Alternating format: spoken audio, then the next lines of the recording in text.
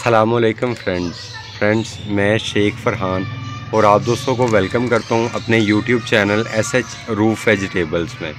Friend, आज इस video में आप दोस्तों के साथ लाल मूली को अपने घर में ग्रो करने का तरीका सीड्स के ज़रिए ये आप दोस्तों के सामने लेके आया हूँ। तो इंशाल्लाह इस तरीके के अंदर आप दोस्तों को लाल मूली को अपने घर में उगाने का बेहतरीन तरीका बताऊँगा। और सेकंड ये कि आप किस किस्म की मिट्टी यूज़ करेंगे लाल मूली को ग्रो करने के लिए, और इसका मौसम क्या होता है, और ये कितने दिनों में हार्वेस्ट करने के काबिल हो जाती है।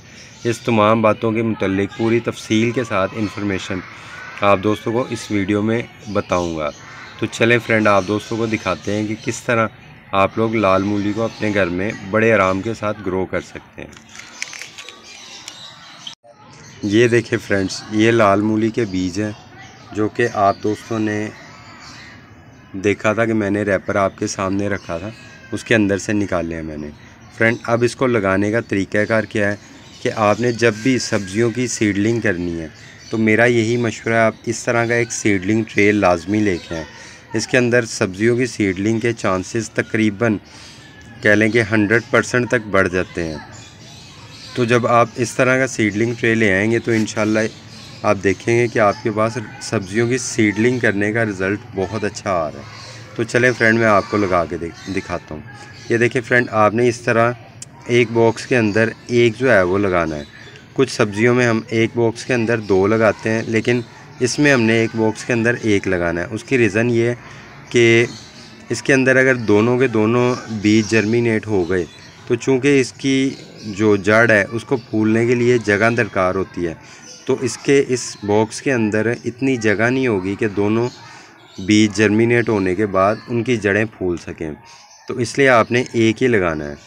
तो एक सीड आपने इसके अंदर लगाना है, तकरीबन आधा इंच इसके अंदर गहराई बना के सीड को उसके अंदर रख देना है। इसी तरह आपने तमाम जो है उनके अंदर एक एक करके गहराई बनाते जाना है और सीड रखते जाना है। ये देखें, जैसे मैं रखता हूँ, आपने ये सारे सीड्स जो है इसके अंदर रख देने हैं। ये इस तरह आपने सारे सीड रख देने हैं। और सीड रखने के बाद आपने जो सबसे पहला काम करना है वो ये कि बिल्कुल नरम हाथों के साथ इस मिट्टी को आपने आराम से इस तरह करके कर देना है।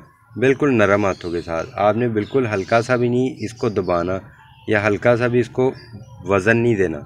बिल्कुल लाइट से हाथों के साथ आपने इसको आराम से ऊपर से कि सिर्फ वो कवर हो जाए, वज़न ना उसके ऊपर बीज के ऊपर आए, इतने नरम हाथों के साथ आपने इसको कवर करना है। ये देखिए, ये फ्रेंड, आपने बिल्कुल नरम हाथों के साथ इसको कवर कर देना है इस तरह। अब इसको जब कवर कर देंगे तो फिर इसके बाद इंशाल्लाह इसको पानी देने का आएगा वक्त कि पानी किस तरह देना है, तो वो भी आपको बताते हैं कि वो आपने किस तरह पानी देना है इसके अंदर। ये देखें फ्रेंड, मैंने जो पानी देने के लिए, इस तरह की सीडलिंग को पानी देने के लिए ये एक स्प्रे बोतल रखी हुई है। आप लोग भी कोशिश करें कि इस तरह की एक स्प्रे बोतल ले आएँ। अगर ऐसी नहीं भी लाते तो जो आम मिल जाती है बाज़ारों में 60, 70, 80 रुपये का जो ऊपर का स्प्रे करने के लिए पाइप मिल जाता है, वो आप ले लें और आम बोतल के ऊपर, कोल्ड ड्रिंक की बोतल के ऊपर लगा के आप उसको भी यूज़ कर सकते हैं स्प्रे करने के लिए। आपने डायरेक्ट किसी भी किस्म के जो है बॉक्स के साथ, डब्बे के साथ, किसी भी ऐसी चीज़ के साथ पानी नहीं देना कि जिससे ये बीज दोबारा जो है वो एक्सपोज हो जाए और बीज के ऊपर से मिट्टी हट जाए। ये चीज़ आपने लाजमी जहन में रखनी है। तो इस तरह आपने करके इसी के साथ, जैसे ये स्प्रे मैं कर रहा हूँ, इसी के साथ आपने स्प्रे करना है इस मिट्टी को, और बहुत अच्छी तरह आपने इसको स्प्रे कर देना ताकि एक दफ़ा मुकम्मल तौर पे मिट्टी के अंदर से जो हवा के ज़र्रात हैं वो निकल जाएं और मिट्टी आराम से अच्छे तरीके से बैठ जाए। ये आपने इस तरह स्प्रे कर लेना है इसके ऊपर बहुत अच्छे अंदाज में। और ये मिट्टी कौन सी यूज़ की थी मैंने? मिट्टी बिल्कुल फ्रेंड्स मैंने गार्डन सॉइल यूज़ की थी, जो कि आम मेरे पौधों की ही बची हुई मिट्टी होती है। जब पिछली सब्जियों के पौधे जो है वो वेस्ट हो जाते हैं तो जिन गमलों में वेस्ट हुए मिट्टी मौजूद होती है वही मिट्टी में दोबारा यूज़ कर लेता हूँ दोबारा सब्जियाँ वगैरह उगाने के लिए। तो चलें फ्रेंड, ये इंशाल्लाह आपके साथ इसका जो भी रिज़ल्ट आएगा 3-4 दिन के अंदर अंदर वो आपको दोबारा जो है किसी दूसरी वीडियो में अपडेट करके दिखाऊंगा। लेकिन हाँ, ये बता दूं ये कितने दिन में जर्मिनेट हो जाएगा। ये फ्रेंड इंशाल्लाह 3 से 4 दिन के अंदर इसकी जर्मिनेशन हो जाएगी इन बीजों की। और कितने दिन में ये हार्वेस्ट करने के काबिल हो जाएंगे फ्रेंड? ये बड़े आराम के साथ आपके पास तकरीबन 50 से 60 दिन के अंदर इस काबिल हो जाते हैं कि इनको हार्वेस्ट कर लिया जाए। तो इंशाल्लाह आज की डेट देख लें, आज 30 अगस्त है। तो उम्मीद है कि इंशाल्लाह ये 15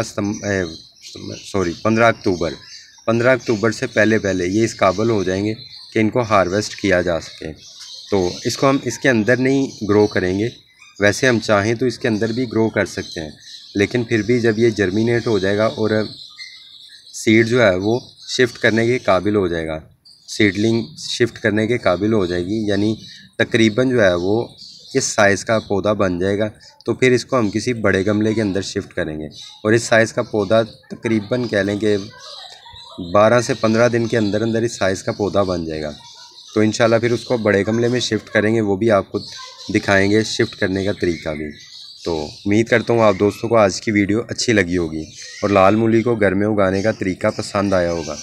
तो बीज कहाँ से मिलते हैं? सॉरी, एक दोस्त का याद आ गया मुझे क्वेश्चन, उसने पूछा था कि जी बीज आप कहाँ से लेते हैं? तो फ्रेंड बीज के लिए जो है वो बेसिकली मैं गुजरांवाला शेखुपुरा रोड के ऊपर बीजों की काफ़ी शॉप्स हैं, वहाँ से लेता हूँ।